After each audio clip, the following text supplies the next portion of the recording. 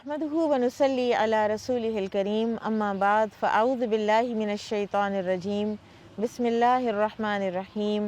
नाज़रीन अस्सलामु अलैकुम व रहमतुल्लाहि व बरकातुहू। मैं उम्मे उसामा आपकी खिदमत में हाज़िर हूँ women in Quran timeless stories का एक नया एपिसोड लेकर। मेरे साथ मेरी अज़ीज़ साथी हैं मिस आसमा शेख, जो कि एक इस्लामिक स्कूल की प्रिंसिपल हैं।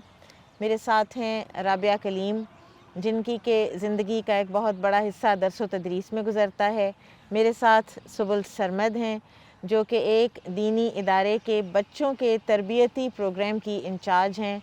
और मेरे साथ हैं सादिया फ़रहान, जिन्होंने दरस व तदरीस के लिए, तालीम व ताल्लुम के लिए, कुरान व हदीस के लिए अपने आप को वक्फ़ कर रखा है। जब अल्लाह सुब्हानहू व तआला ने मूसा अलैहिस्सलाम को नबुव्वत अता फ़रमाई तो अल्लाह ताला ने फ़रमाया वस्तनाअतुका लिनफ़्सी, मूसा हमने बनाया आपको, हमने आपको तैयार किया अपने लिए, अपने काम के लिए, अपने मिशन की तकमील के लिए।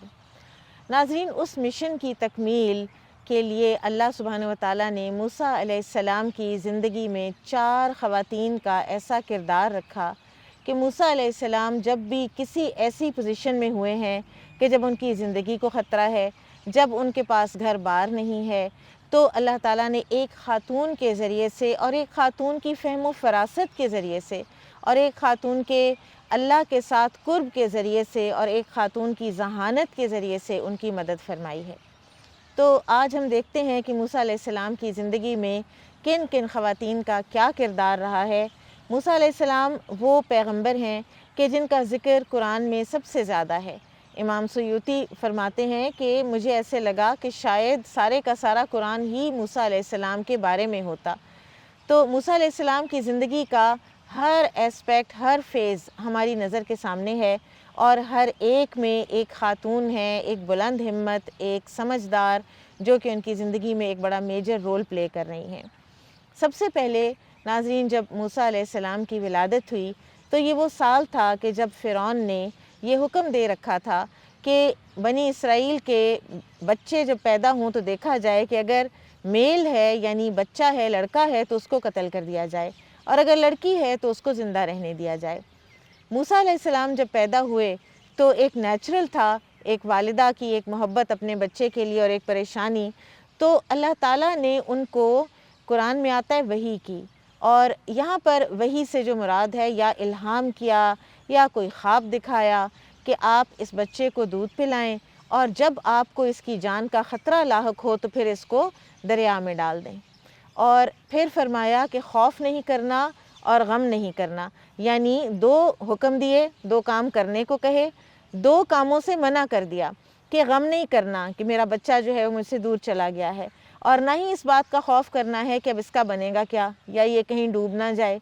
और फिर फरमाया 2 बिशारतें दी कि एक तो हम इसको आपके पास वापस लौटा लाएंगे और दूसरे हम इसको पैगंबर बनाएंगे। नाज़रीन, मुफस्सिरीन लिखते हैं कि ये मूसा अलैहिस्सलाम की वालिदा का जो अल्लाह ताला के साथ कुर्ब था और ये उनके मनाकिब में से है कि अल्लाह ताला ने उनको ये इकराम दिया कि उनको बहुत डिटेल्ड एक इल्हाम किया कि आप अपने बच्चे के साथ क्या करें और इस सारी बात का अंजाम भी क्या होने वाला है। मूसा अलैहिस्सलाम की वालिदा ने वही किया जैसा कि उनको हुक्म दिया गया था। और फिर बच्चा फ़िरौन के साथियों ने देख लिया, फ़िरौन के कुछ दरबारियों ने देख लिया, उन्होंने निकाला, फ़िरौन को पता चला और फ़िरौन को ज़ाहिर है कि समझ आ गई ये बनी इसराइल का बच्चा है। तो आसिया अलैहिस्सलाम, आसिया बिनते मज़ाहिम, यहाँ पर एक और ख़ातून का किरदार शुरू होता है कि उन्होंने कहा फ़िरौन को कि इसको मत कत्ल करो, क्योंकि ज़ाहिर है फ़िरौन का इरादा हो रहा था, तो इसको मत कत्ल करो, शायद ये हमारे लिए मुफीद साबित हो जाए या हम इसको अपना बेटा ही बना लें। बहुत खूबसूरत अल्फाज थे जो कि बड़ी ही फ़हम व फ़रासत रखने वाली इन ख़ातून ने अदा किए। आसिया बिनते मज़ाहिम अलैहिस्सलाम के बारे में रसूलुल्लाह सल्लल्लाहु अलैहि वसल्लम ने फ़रमाया कि मर्दों में बहुत से कामिल हुए हैं, लेकिन औरतों में आसिया ज़ौजा फ़िरौन और मरियम बिनते इमरान के अलावा कोई भी कामिल नहीं हुआ। और आयशा की फ़जीलत तमाम औरतों पर ऐसी है जैसे सरीद को आम खानों पर फ़जीलत हासिल है। तो आसिया बिनते मज़ाहिम को नबी सल्लल्लाहु अलैहि वसल्लम ने कामिल ख़ातून करार दिया, यानी नेकी और तकवा में कामिल, फ़हम व फ़रासत में कामिल और मूसा अलैहिस्सलाम जैसे उलुल अज़्म पैगंबर की वो فاسٹر مدر بن گئی ناظرین، وہ ان کی پالنے والی ماں بن گئیں۔ پھر اس کے بعد ایک اور بچی جو کہ موسیٰ علیہ السلام کی بہن ہے، اور اس کے بارے میں آتا ہے کہ 12 یا 13 سال اس کی عمر تھی، اور اس عمر میں بھی اس کے اندر وہ ذہانت موجود تھی کہ جس سے موسیٰ علیہ السلام کو وہ واپس اپنی والدہ کے پاس لوٹا لائی۔ موسیٰ علیہ السلام کی والدہ کا دل اڑا جا رہا تھا غم سے اور فکر سے، اور ان کے دل میں موسیٰ علیہ السلام کے علاوہ اور کسی کا خیال نہیں آ رہا تھا۔ تو انہوں نے بیٹی کو کہا کہ تم اس تابوت کے ساتھ ساتھ چلو اور دیکھو کہ اس کو کون اٹھاتا ہے، اس کا کیا بنتا ہے۔ تو جب اس بچی نے دیکھا کہ فرعون اور اس کے گھر والے اور اس کے درباری اس بچے کے بارے میں بات چیت کر رہے ہیں اور بچہ ان کے ہاتھوں میں ہے، تو وہ فوراً بھاگتی ہوئی نہیں آئی، وہ دور کھڑی ہوئی دیکھتی رہی، اور ایسے دیکھتی رہی کہ بالکل غیر محسوس طریقے سے، کہ پتہ نہ چلے کہ میں اس بچے میں انٹرسٹڈ ہوں یا میں اس کے بارے میں کچھ جانتی ہوں۔ اللہ تعالیٰ کی پلاننگز کو ہم بالکل سمجھ نہیں پاتے، ہمیں صرف اللہ تعالیٰ پر بھروسہ رکھنا ہوتا ہے۔ اور اللہ تعالیٰ نے اس وقت کیا کیا کہ اللہ تعالیٰ نے دودھ پلانے والیاں موسیٰ علیہ السلام پر حرام کر دیں، اور اس وقت اس بچی نے جب دیکھا تو اس نے موقع جانا اور اس نے جا کر کہا کہ میں بتاتی ہوں ایک گھر والے کہ جو اس کا بڑا اچھا سا خیال بھی رکھیں گے اور دودھ بھی پلائیں گے۔ اور اس طرح اس بچی کی ذہانت اور عقل مندی سے موسیٰ علیہ السلام اپنی والدہ کے پاس واپس پہنچ گئے۔ پھر ناظرین موسیٰ علیہ السلام فرعون کے دربار میں پلے، وہاں پر انہوں نے گھڑ سواری بھی سیکھی، وہاں پر وہ شہزادوں کی طرح رہے، اور اپنی ماں کی گود میں انہوں نے پرورش بھی پائی۔ اور جب وہ جوان ہوئے تو ان سے ایک خطا کے ساتھ ایک قبطی کا قتل ہو گیا، اور پھر وہ مصر سے نکلے، مصر سے نکل کر وہ مدین پہنچے، اور مدین میں جب وہ پہنچے ہیں تو اس وقت ان کی ایک بہت کیفیت جو ہے وہ بے سر و سامانی کی اور بے بسی کی تھی، اور ایسے میں انہوں نے دیکھا کہ 2 لڑکیاں ہیں اور وہ اپنی بکریوں کو روک کے کھڑی ہیں اور گھاٹ پر پانی نہیں پلا رہی۔ تو موسیٰ علیہ السلام کو یہ سین کچھ اچھا نہ لگا، ایک جو بیسک نیکی اور سلیم فطرت ہوتی ہے اس کے خلاف تھی یہ بات۔ تو موسیٰ علیہ السلام نے ان سے پوچھا کہ آپ یہاں پر ایسے کیوں کھڑی ہیں؟ تو انہوں نے کہا کہ یہ چرواہے جب چلے جائیں گے تو ہم پانی پلا سکتے ہیں۔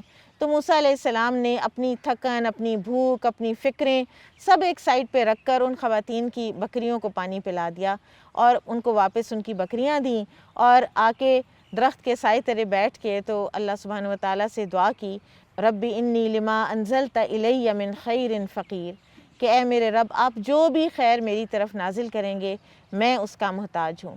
اور اس کے تھوڑی ہی دیر بعد ان لڑکیوں میں سے ایک حیا کے ساتھ چلتی ہوئی آئیں، اور انہوں نے کہا کہ میرے والد آپ کو بلا رہے ہیں، اور وہاں سے پھر موسیٰ علیہ السلام کی ان بچیوں میں سے ایک بچی سے شادی ہوئی۔ پھر موسیٰ علیہ السلام 8 سے 10 سال مدین ہی میں رہے، اور پھر وہاں سے نکلے، اور پھر ان کو نبوت ملی۔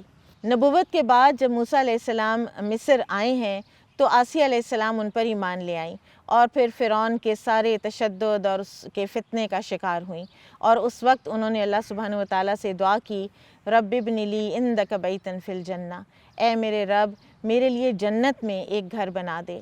وہ سارے محلات، وہ سارا سپلنڈر، وہ سارا گرینڈر انہوں نے چھوڑا، اور انہوں نے اللہ تعالیٰ سے اپنے قریب ایک گھر مانگا۔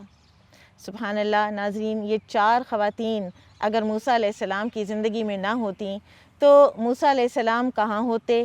اور اللہ تعالیٰ کی پلاننگز میں اللہ تعالیٰ کسی کو بھی رکھ سکتے تھے، اللہ تعالیٰ کسی مرد کو بھی رکھ سکتے تھے، اللہ تعالیٰ مرد اور عورت کے بغیر بھی موسیٰ علیہ السلام کو بچا سکتے تھے، لیکن یہ سارے کردار اللہ تعالیٰ نے کیوں پیدا کیے، یہ کیوں کام کروائے ان سے، ان کے ذکر خیر کو قرآن حکیم میں کیوں رکھا، تاکہ آج کے دور میں ہم بحیثیت امتی ان سے فائدہ اٹھا سکیں، ان کو بحیثیت رول ماڈل لے سکیں اور ان کی اقتداء کر سکیں۔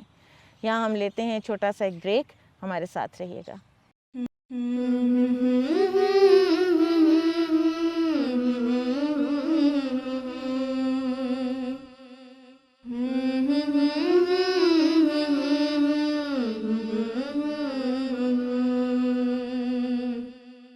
ویلکم بیک ناظرین، ہم بات کر رہے تھے موسیٰ علیہ السلام کی اور ان کی زندگی میں باہمت، باحوصلہ، سمجھدار خواتین کی۔ میں آپ لوگوں سے یہ پوچھنا چاہتی ہوں کہ ابھی ہم نے سارا قصہ موسیٰ علیہ السلام کا پڑھا، ان کی زندگی کی خواتین کے بارے میں پڑھا، تو جب موسیٰ علیہ السلام کو اللہ تعالیٰ نے واپس اپنی والدہ کے پاس لوٹایا تو اس وقت کے بارے میں اللہ تعالیٰ قرآن میں فرماتے ہیں کہ اس طرح ہم موسیٰ کو اس کی ماں کے پاس پلٹا لائے تاکہ اس کی آنکھیں ٹھنڈی ہوں اور وہ غمگین نہ ہو اور جان لے کہ اللہ کا وعدہ سچا تھا، مگر اکثر لوگ اس بات کو نہیں جانتے۔ تو یہ اللہ تعالیٰ کے وعدے اہل ایمان کے لیے کیا کیا ہیں؟ قرآن میں کہاں کہاں اللہ کے وعدوں کا ذکر آیا ہے؟ کوئی آپ میں سے کچھ بتائے گا؟ جی بالکل، یہ جو تمام انسپریشنل واقعات ابھی آپ نے بتائے ہیں، اس میں ان خواتین کے جو اخلاص ہے اور ان کا جو ایثار ہے وہ بہترین مثال ہے اس کی، اور ان کے جو یہ سچے جذبے ہیں ان کی بنیاد ہی یہ اللہ تعالیٰ کے وعدے ہیں۔ اور قرآن میں ہم دیکھتے ہیں کہ کتنی جگہوں پہ ہمیں اللہ تعالیٰ کے وعدہ کرتے ہوئے نظر آتے ہیں اور اس کو نبھاتے بھی ہیں۔ جیسے سورہ فاطر میں اللہ تعالیٰ ارشاد فرماتے ہیں کہ اے ایمان والو، اللہ تعالیٰ کا وعدہ برحق ہے لیکن دنیا کی زندگی تمہیں دھوکے میں نہ ڈالے۔ پھر اللہ تعالیٰ ایک اور جگہ فرماتے ہیں وَأَنْتُمُ الْأَعْلَوْنَ إِن كُنتُم مُؤْمِنِينَ، یہ بھی اللہ کا وعدہ ہے۔ جی بالکل، کہ اللہ بے شک، بالکل تمہیں سربلندی اللہ تعالیٰ عطا فرمائیں گے اگر تم مومن ہو۔ تو کہیں اللہ تعالیٰ جنتوں کا وعدہ کرتے نظر آتے ہیں، کہیں اللہ تعالیٰ دعاؤں کی قبولیت کا وعدہ کرتے ہمیں نظر آتے ہیں۔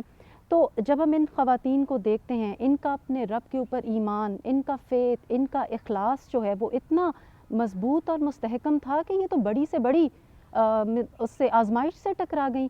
اور پھر اس کے بعد ان کے سچے جذبوں میں جو ان کی پازیٹیو انرجی تھی، اس میں جو ایک بات نظر آتی ہے نا، وہ اللہ تعالیٰ سے کنیکٹیوٹی ہے، اور جس کے بارے میں جیسے سورہ ابراہیم میں بھی ارشاد ہوتا ہے لَإِن شَكَرْتُمْ لَأَزِيدَنَّكُمْ، another وعدہ، کہ ایک اگر اور وعدہ، جی بالکل نوازنے کا وعدہ ہے اور اس میں کنوکشن کی بات ہے۔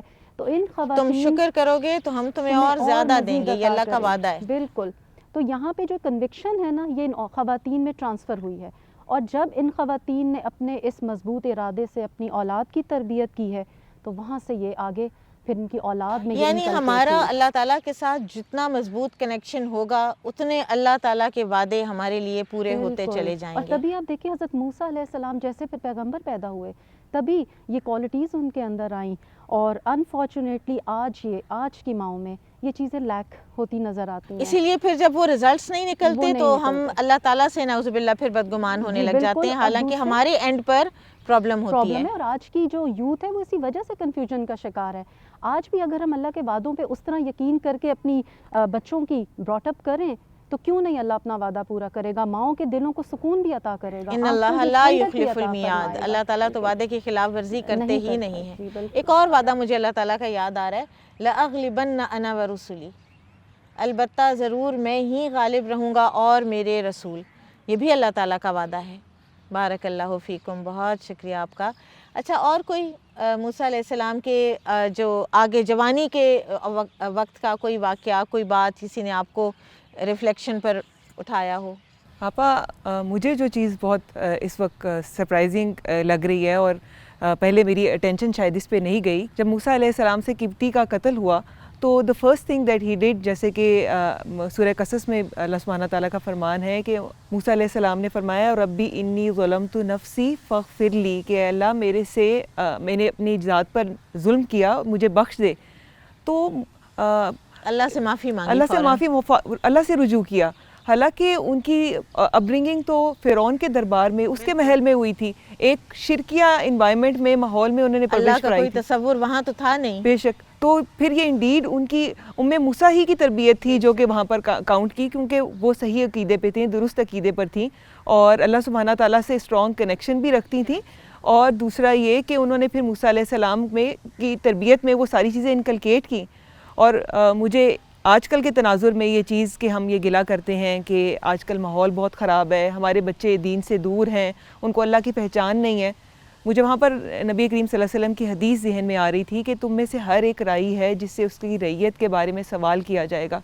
تو ہم بینگ مدرز، ہم لوگوں سے ہمارے بچوں کی، ان کی تربیت کی، ان کے اٹھک بیٹھک کی پوچھ ہوگی، اور یہ ہماری ذمہ داری ہے کہ ہم اس کو آسان طریقے سے نبھائیں۔ ہم لوگ بچوں کی دنیاوی تربیت، دنیاوی گریڈز اور ریزلٹس میں کتنی تگ و دو کرتے ہیں، کتنی محنت کرتے ہیں کہ ان کے اچھے ریزلٹس آئیں، تو کیا ہم دینی تربیت اور تعلیم کے لیے اتنی پین لیتے ہیں؟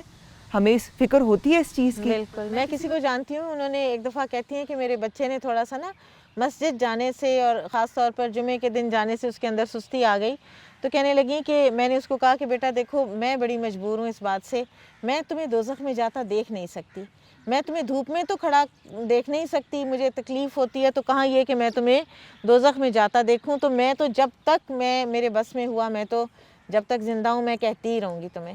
تو اصل میں یہی کرنے کا کام ہے۔ بے شک، اور یہ کہ بچے بہت امپریشنیبل ہوتے ہیں چھوٹی ایج میں، اگر ہم ان کو چھوٹے چھوٹے واقعات کے ذریعے سے دین کی طرف راغب کریں، ان کو اللہ کے احکام بتائیں، نبی کریم صلی اللہ علیہ وسلم کی روٹین کے وہ معاملات جو کہ وہ فیس کر رہے ہیں ان سے بچوں کو سبق دیں، تو بچوں کی دینی بنیاد بصورت دیگر بہت سٹرونگ ہو جاتی ہے، اور وہ چاہے پھر وہ کس طرح کا بھی ایڈورس انوائرمنٹ فیس کریں، ان کو پتہ ہوتا ہے وہ اپنی پہچان ایز اے مسلم مینٹین رکھ سکتے ہیں۔ اور جتنا ارلی سٹیج پر یہ سارے کام ہوئے ہوئے ہوں اتنا ہی بچے کا جو ہے نا وہ ایمان مضبوط اور سٹرونگ ہوتا ہے۔ بے شک، تبھی تو نبی کریم صلی اللہ علیہ وسلم نے 7 سال کی چھوٹی عمر سے ہی نماز کا حکم دیا۔ بالکل، بے شک۔ آپ ماشاءاللہ ایک دینی ادارے کی بچوں کی اس کی پروگرام کی انچارج ہیں، تو تجربے سے بھی آپ بات کر رہی ہیں ماشاءاللہ، جزاک اللہ خیر۔ اور آسیہ علیہ السلام کے بارے میں کوئی بات کریں ہم؟ بہت ہی ایک سوچ میرے ذہن میں جو میں نے کبھی اس سے پہلے نہیں سوچی تھی، کہ اس موقع پر حضرت آسیہ نے جب وہ بیبی اٹھایا، حضرت موسیٰ کو اٹھایا ہے بیبی کو، اور انہوں نے کہا کہ یہ ہماری آنکھوں کی ٹھنڈک بنے گا۔ اور مجھے یہ بات ابھی آپ جب ہو رہی تھی میں سوچ رہی تھی کہ انہوں نے یہ کہا اور فرعون نے آگے سے رپلائی کیا تمہارے آنکھوں کی ٹھنڈک ہوگا، میری تو نہیں۔ یہی کہتے ہیں کہ اس نے آگے سے یہ کہا تھا، روایات میں آتا ہے۔ بالکل۔ تو میں سوچ رہی تھی کہ آزمائش دراصل اس بات پہ ڈیپینڈ کرتی ہے کہ ہم بولتے کیا ہیں۔ صحیح۔ اس وقت اس خاتون کا ایک جملہ، ان خاتون کا ایک سینٹنس تھا، اس نے ان کا ذکر قرآن میں رکھ دیا، اللہ سبحانہ تعالیٰ نے، اور وہ اللہ سے اچھا گمان، جی، اور فرعون پھر وہ آپ دیکھ لیں کہ اس کا انجام کیا ہے۔ اور سیکنڈلی میں سوچ رہی تھی اس سے مجھے جو سیکھنے کی بات لگی، اور وہ یہ کہ ہمیں ہر لمحہ پازیٹیو سوچ اور پازیٹیو سٹروک سے کام لینا ہے، یعنی ہم جب بولیں تو ہم پازیٹیو بولیں۔ اور اس میں ہمیں سب سے زیادہ، جیسے ابھی یہ بچوں کی بات کر رہی تھی، میں سوچ رہی تھی کہ ماؤں کو اس کے اوپر بھی کام کرنے کی بہت ضرورت ہے کہ ہم اپنے بچوں کے ساتھ پازیٹیو ڈیلنگ کریں، اچھی بات منہ سے نکالیں۔ رزلٹ برا آیا ہے تو کہنا ہے کہ مجھے تو پتا تھا تم نے فیل ہونا ہے، یہ بات نہیں کرنی چاہیے۔ بالکل بالکل۔ اور آپ دیکھیں اچھا اگلی دفعہ بہتر آ جائے گا۔ اور اس میں جو ان کے اندر کوالٹیز ہوتی ہیں ہم ان کو بھی ڈیمیج کر دیتے ہیں۔ رسول اللہ صلی اللہ علیہ وسلم کی سنت سے ہمیں کیا ملتا ہے کہ آپ نے دین کے دشمنوں سے وہ کام کروائے، صرف پازیٹیو باتیں تھیں نا۔ آپ دیکھیں کہ اللہ کے رسول صلی اللہ علیہ وسلم نے اتنی پیاری گفتگو ملتی ہے سنت سے، اور اس سنت میں ہمیں یہ سیکھنے کو ملتا ہے کہ ہم لوگوں کے اندر سے اچھی عادات کو باہر نکالیں۔ کوئی ایگزامپل دیں گی نبی صلی اللہ علیہ وسلم؟ مجھے تو بہت خوبصورت جو میرے دل کو بہت ہی پیاری لگتی ہے وہ سفر طائف۔ ایک تو کہ طائف کے سفر میں آپ صلی اللہ علیہ وسلم کے ساتھ کتنا برا سلوک ہوا تھا، آپ نبی تھے، بہت پینفل، اور کتنا پینفل تھا، اور اس وقت جب فرشتہ آ رہا ہے اور آپ معزز ترین انسان تھے، اور ان کے ساتھ جب ہو رہا ہے وہ آفر کر رہا ہے کہ آپ حکم دیں، میں 2 پہاڑوں کے درمیان پیس کے رکھ دوں گا ان کو، اور اللہ کے رسول وہاں پہ کیا کہہ رہے ہیں؟ نہیں ہو سکتا ہے، رسول اللہ صلی اللہ علیہ وسلم نے کہا کہ ہو سکتا ہے کہ ان کی نسلوں میں سے کوئی ایسا آئے جو کہ یہ مسلمان ہو جائیں، اور پھر دیکھیے کہ وہ چند سالوں میں ہو گئے مسلمان۔ محمد بن قاسم بھی تو انہی کی نسل میں سے، اور پھر دیکھیے کہاں سے اب ہمارے تک جو دین آیا اس انڈو پاک میں، وہ اس سے ایک پازیٹیو جملہ تھا، اور وہ یہاں تک ایک پازیٹیو بات کرنی چاہیے۔ جی واقعی بالکل پازیٹیو بات کرنی چاہیے، اچھی بات کرنی چاہیے، خوش گمانی رکھنی چاہیے۔ نیگیٹیوٹی اور وہم کی باتیں اور صرف پیسمسٹک ایک ایٹیچیوڈ جو ہے وہ انسان کو خود کو بھی تکلیف دیتا ہے اور اس کا انجام کار بھی کوئی اچھا نہیں ہوتا۔ اور اس میں وہ ایک حدیث آتی ہے نا آپا کہ تم مومن ہو نہیں سکتے جب تک تم اپنے دوسرے مومن کے لیے وہ نہ چاہو جو تم اپنے لیے چاہتے ہو۔ اس میں ہمیں لگتا ہے شاید تحائف ہے، نہیں، اس میں رویے بھی ہیں، اس میں زبان کا استعمال بھی ہے۔ تو جیسے ہم اپنے لیے ہر بات پہ ماشاءاللہ انشاءاللہ کا استعمال کرتے ہیں، ہم لوگوں کے لیے بھی اس طرح پازیٹیو، اس سے آپسی تعلقات بھی درست ہوتے ہیں، اور بچوں کو بھی اگر ہم یہ چیزیں سکھائیں، اور بچے تب سیکھیں گے جب ہم کریں گے۔ کوئی مریض ہے تو ہم جاتے ہیں، ہم کہیں ٹھیک ہو جاؤ گے، جی انشاءاللہ، ہو جائے گا بالکل بالکل، تو امید دلانی چاہیے۔ جی بالکل، جزاک اللہ خیر۔ آسما میں چاہتی ہوں کہ آپ ذرا ہمیں کچھ کنکلوڈنگ کوئی ریمارکس دیں۔ مجھے تو ان کی بات اتنی خوبصورت لگی ہے پازیٹیو باتیں کہنے اور سوچنے کے حوالے سے، کہ اس قرآنی قصے کو جب بھی میں دیکھتی ہوں تو مجھے اس میں 2 دعائیں بہت خوبصورت لگتی ہیں. پہلی دعا موسیٰ علیہ السلام کی ہے، اور جب بھی دعا پڑھتی ہوں تو میں ہمیشہ سوچتی ہوں کہ کن حالات میں انہوں نے یہ بات کہی ہے کہ وہ مصر سے نکلے ہیں، بے سر و سامان ہے، آگے کچھ نہیں نظر آ رہا. اور اس میں دعا میں بھی خوشگمانی ہے اللہ تعالیٰ سے. بالکل ایک بہت پازیٹیو رویہ ہے. اور پھر آپ دیکھیں کہ دعا مانگنے سے پہلے ان کا دعا سے پہلے کا عمل کیا ہے کہ پورے اخلاص کے ساتھ، جیسے آپ نے بتایا کہ وہ 2 لڑکیاں وہ کھڑے ہوئے دیکھتے ہیں انجان، اور وہ دیکھتے ہیں کہ وہ مشکل میں ہیں، اور ان کو پہلا خیال یہ آتا ہے کہ مجھے ان کی مشکل دور کرنی ہے، اور وہ آگے بڑھ کے ان کی مدد کرتے ہیں. اور پھر اس کے بعد کوئی اجر نہیں چاہتے ہیں، ان سے پوچھتے نہیں کہ کیا آپ میری مدد کریں گی، یا کوئی بھی تقاضا، کوئی دنیاوی فائدہ ان کے پیش نظر نہیں ہے. اور پھر آ کر درخت کے نیچے بیٹھتے ہیں اور کہتے ہیں رب انی لما انزلت الیہ من خیر فقیر، کہ اے میرے رب کہ تو جو بھی خیر میرے لیے دیکھے اس کا میں محتاج اور فقیر ہوں. تو مطلب آپ دیکھیں کہ کتنی عاجزی ہے، کتنی تواضع ہے، اور پھر خیر کا سوال کریں. اس کے بعد کتنا جی کچھ مل گیا، اس بالکل. کے بعد آپ دیکھیں انکنڈیشنل نیکی کرنے کے بعد کتنا کچھ مل گیا. اور خیر کے اس سوال پہ مجھے ہمیشہ حیرت ہوتی ہے کہ اللہ تعالیٰ نے اس کو رسپونڈ کس چیز سے کیا ہے. مجھے ہمیشہ نبی صلی اللہ علیہ وسلم کی وہ حدیث یاد آتی ہے کہ آپ صلی اللہ علیہ وسلم نے فرمایا کہ دنیا فائدہ اٹھانے کی چیز ہے، اور اس دنیا کا بہترین فائدہ جو ہے اور بہترین خیر جو ہے وہ ایک اچھی بیوی ہے. تو آپ دیکھیں کہ جہاں موسیٰ علیہ السلام کو رہنے کا ٹھکانہ ملا، ان کو سامان زندگی ملا، وہیں پہ اللہ تعالیٰ نے اس دعا کے جواب میں ان کو ایک بہترین بیوی بھی دی، بہترین حیا والی بیوی، جس کی حیا کا تذکرہ اللہ تعالیٰ نے قرآن میں رکھا ہے. کیا وہ حیا ہوگی، کیا وہ چال ہوگی کہ اللہ تعالیٰ نے خود فرمایا کہ حیا کے ساتھ چلتی ہوئی آئی. سبحان اللہ. اور حیا کے ساتھ چلنا ایک مسلمان عورت کا جو وقار ہے، یہ اس کے لیے ایک آنر ہے باقاعدہ. بالکل ایسے. اور اس کہانی میں تو مجھے ایسے لگتا ہے کہ بس خواتین ہی خواتین ہیں، کہ آگے ہم دیکھتے ہیں تو آسیہ بنت مزاحم علیہ السلام کہ مطلب آپ دیکھیں ان کی دعا بھی کتنی خوبصورت ہے، اور وہ کس حالت میں مانگ رہی ہیں کہ جب ان پہ شدید ان کو ظلم کا نشانہ بنایا جا رہا ہے، اور فرعون کو معلوم ہو گیا ان کے ایمان کے بارے میں، اور کہا یہ جاتا ہے کہ ان کو کوڑے لگائے گئے اور ان کو تپتی ہوئی ریت پہ لٹایا گیا. اور اس حالت میں ان کا ویژن کتنا اسٹرانگ ہے کہ وہ اللہ سے کیا مانگ رہی ہیں.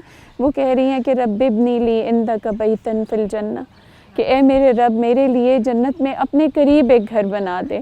یعنی ایک تو نظر کہاں ہے جنت پہ، اور پھر جنت میں مانگ کیا رہی ہیں اللہ سے قرب، اور اس قرب کے ساتھ ایک گھر. تو مطلب حیران کن قسم کی، امیزنگ قسم کی خواتین ہیں. اور گھر ہی چھوڑے، محلات چھوڑے، بالکل، اور اللہ کو اتنی التجا کر دی، اور اللہ تعالیٰ نے وہ دعا قرآن میں رکھ دی، اور مردوں اور عورتوں کے لیے ان خواتین کو مثال بنا دیا. جزاک اللہ خیر. ناظرین، اللہ تعالیٰ ہمیں توفیق عطا فرمائے کہ ہم ان خواتین کو اپنا رول ماڈل بنا سکیں، اور ہم ان سے کچھ سیکھ سکیں، اور جنت میں ان سے محبت کی وجہ سے ہم ان کی رفاقت حاصل کر سکیں. جزاک اللہ خیر. سبحانک اللہم و بحمدک، اشہد ان لا الہ الا انت، استغفرک و اتوب الیک. السلام علیکم و رحمۃ اللہ وبرکاتہ.